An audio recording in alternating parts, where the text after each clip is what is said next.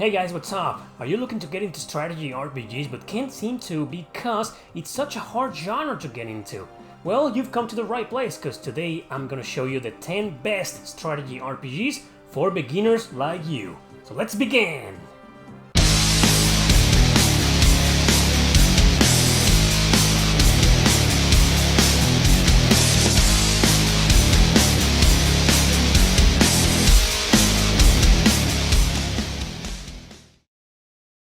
Number 10. Stella Glow. Stella Glow is more of a hidden gem than anything else, but I thought I'd recommend it anyway. Fact is, I believe it's pretty good and perfect for beginners into strategy RPGs. This is one of those where battles take place on grids, but the game does hold your hand most of the time, at least during the first chapters of course. Then it starts getting slightly challenging, but nothing you will be able to handle. I think in terms of story, it might disappoint you a little depending on your preferences, but trust me, even though there's stereotypes and lowlies galore, the plot itself is quite interesting. It's about Alto, an amnesiac young man, and its friend Lisette, who turns out to be the Water Witch. They join the Queen's Knights to try and find the other witches, so they can stop the evil Witch of Destruction. Don't be afraid to start with this little gem on the 3DS, as it easily delivers in all areas. In terms of gameplay, it's fairly easy for the most part, but it will comply with a small challenge to a certain degree.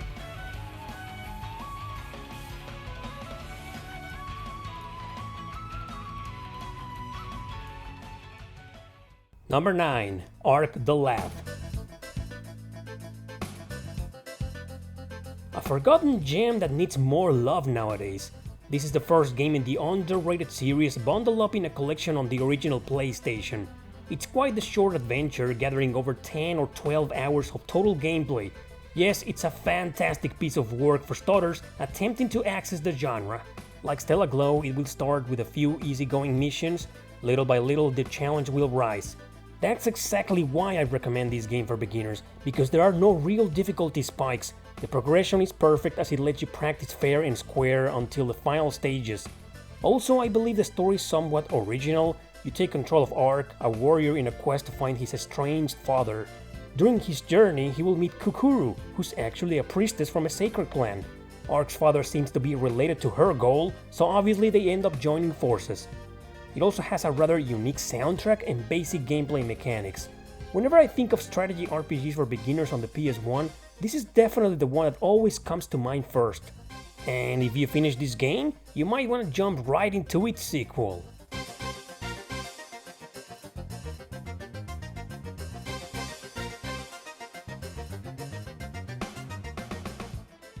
So number 8, Ark the Lab 2. Also included in the Ark the Lab collection, it's a better and longer game than its predecessor. The story and characters really feel more fleshed out, especially the new group of protagonists. It is a direct sequel, so yes, you need to play them in order. The quest continues with Ark and company, but now joined by a new conflict revolving around Elk, a young mercenary. Gameplay and difficulty are quite similar to the first game. There's not much difference as a matter of fact, although I do believe this sequel can be a little bit harder. But if you enjoyed and beat the first one with no major problems, I guarantee the second might turn you into a fan of the series. Just make sure to grind a couple of times before the final stages, as they do get slightly harder than usual. Other than that, I don't believe you will face any impassable walls or strong difficulty spikes whatsoever.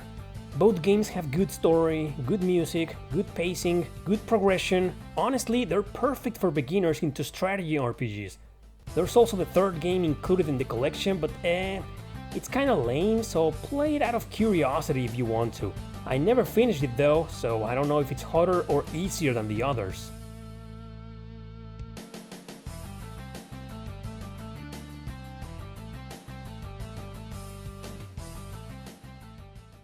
Number 7. Lord of Magna, Made in Heaven. This is a humble harem on the Nintendo 3DS that's extremely fun to play. And well, I claim it's humility because it looks like your usual fan service type, but that's actually barely present. In fact, it focuses more on the character development and the relationship with the girls, but it may charm you in an unexpected way. It follows the life of Lux as he tries to take over the family inn. but then he starts meeting, one after the other, a bunch of girls with mysterious powers. This leads him to want to unlock the truth behind their appearances. Going back to the gameplay now, I've covered this game before several times, just because it has a very engaging battle system. You don't move on grids like the others, nope. Here you will move in limited areas, each character with their own range of attack. Every group of enemies has a leader, but you'll need to kill everything most of the times. Easiest and funniest way to do this is by positioning your characters strategically so their attacks can make the enemies bump into each other and vanish altogether. I guarantee the developers were very self-aware of this amazing combat idea, which is why they swarm the maps with enemies. Regardless of your personal tastes on cheesy stories, I think this is a must-play on the 3DS if you want to get into strategy RPGs the easy way.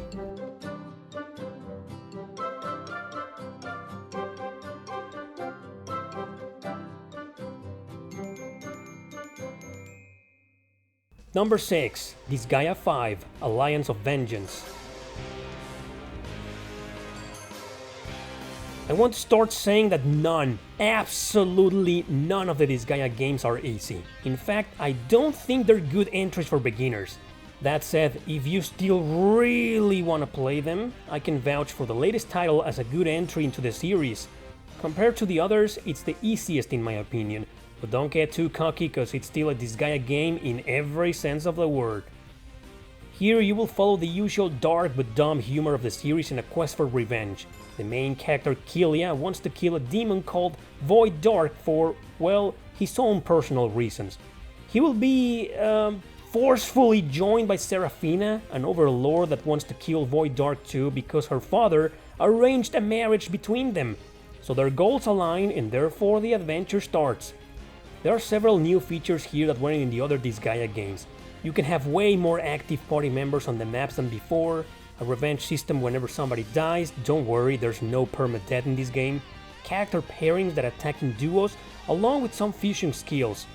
Other than that, it's a classic Disgaea at its best and overall a fun experience to play. This game is also on PC and Switch, by the way.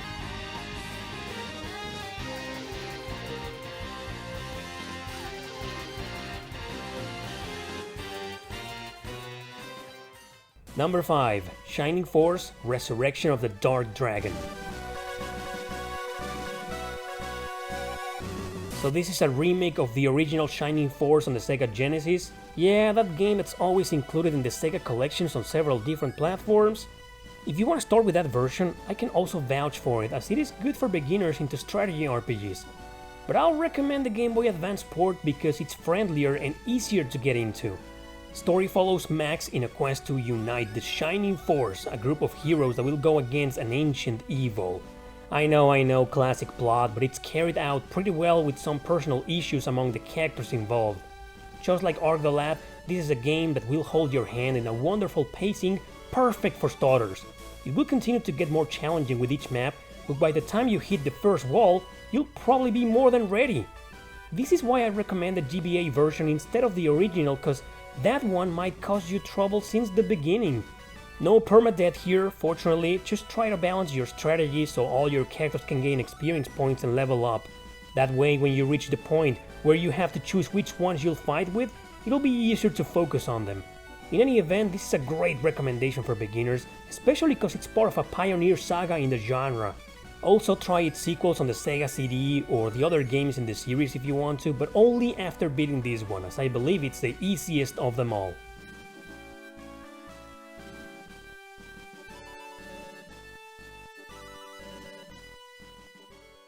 Number 4. Sakura Wars, So Long My Love. Here's a little experiment for you if you want something unusual and different. You see, this game, also on the PlayStation 2, has strong visual novel elements and several small mini-games involved. The story follows Shinjiro Taiga in a fictional version of the 1920s in New York. So he's sent there to join a military group in charge of defending the city against supernatural threats. And while this plot takes a huge part of the gameplay, its core is still based on the strategy combat with your characters controlling their mechs. Battles will take place on a different location each time, and you'll be in control of Shinjiro and each of the heroines. Since they attack differently, depending on how you position them, you'll harm either one or more enemies in a row. However, you can also trigger combination skills with another party member and cause major damage. Once you're done with the normal map, most of the time you'll be taken straight to the boss battle. They'll take place in the air, where altitude and latitude will be important in your range.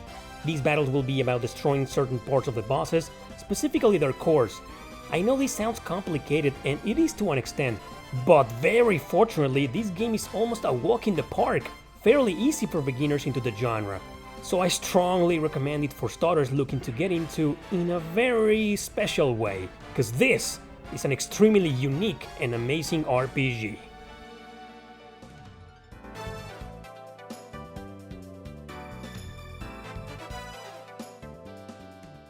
Number 3. Ragnarok Tactics. One of my personal favorites on the PSP, criminally underrated. It's a spin-off of the MMORPG Ragnarok Online, but you don't need to play that to understand this one. While I do believe it gets challenging as you advance, I still often mention this when beginners ask for a great entry into the genre. It is definitely one of the best strategy RPGs on the PSP. In Ragnarok Tactics, you'll be in the middle of a war between two major kingdoms, both caught up in a sinister plot. After the first several missions, you'll have to choose which route you want to follow with your customizable character. If you're a beginner, please start with Thorin, an ex-mercenary trying to stop the war in his own way. There's also Yuri and Cynthia, each part of the opposing faction, but those routes are slightly more challenging. You can switch to the routes throughout the game, but it's always better to stick with one. Main characters will have their own set jobs, but you will be able to create generic warriors to fight by your side and customize them. Overall, it's a beautiful game that welcomes beginners with open arms to tactical RPGs. Just like with most of the titles in this list, it smoothly prepares the player for what's to come, leaving out the nasty permadeath feature. Do yourself a favor and start with this excellent gem on the PSP.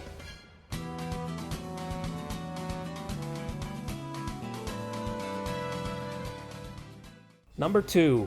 Fire Emblem Three Houses.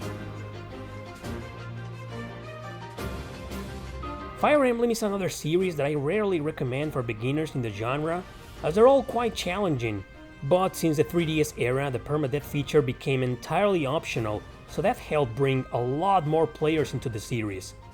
While Birthright is by far the easiest of them all, you've probably heard some terrible things of its story, even for me, so I usually recommend Echoes or even Awakening instead. However, it never occurred to me that the latest entry from last year, Three Houses, is also a perfect gateway for newbies. It's a game that includes the military school simulation, but with your main character as a teacher. That way you can train your units in several aspects that will affect their performance in battle.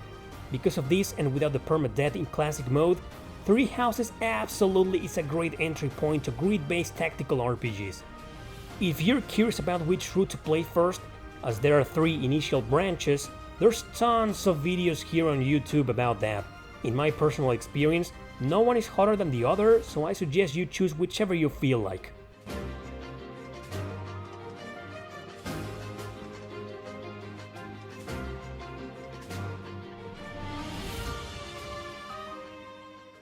Number 1. Valkyrie Chronicles 4. So I've presented my choices on how to get into Disgaea and Fire Emblem. What about another major strategy RPG franchise like Valkyrie Chronicles? The first game is known for being somewhat hard, without an easy mode. Even the remastered version on modern systems doesn't let the player choose. Its sequels on the PSP did have an easy mode, so those are real good recommendations for beginners too. Valkyrie Chronicles 4, however, is easily among the best, just as good as the masterpiece that the first one is. So it's my pick for today's video.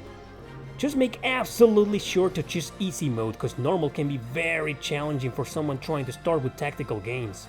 Now, even on easy, any of the Valkyria games are still troublesome, but know that they are amazing regardless. So if you really want to get into this excellent series, easy mode on 4 is a good place to start. You will control Squad E, led by Claude Wallace, an elite ranger and renowned strategist. Together with his childhood friends, Claude will have to seek victory against the Empire in the Second European War. This is a game where most of the missions will be different in various layouts that may involve several conditions. Weather will also play a crucial role sometimes, so because of the variety of objectives, you'll have to operate in a different way each time. Don't be afraid though, cause it's actually friendly with the penalties and the hit detection. With excellent controls, I'd say it might be a good entry for beginners into the series, and maybe, if you're up for the challenge on something different than grid-based, for beginners into the genre, as long as you play it on easy mode. This game is also available on all modern systems, and you can't go wrong with either.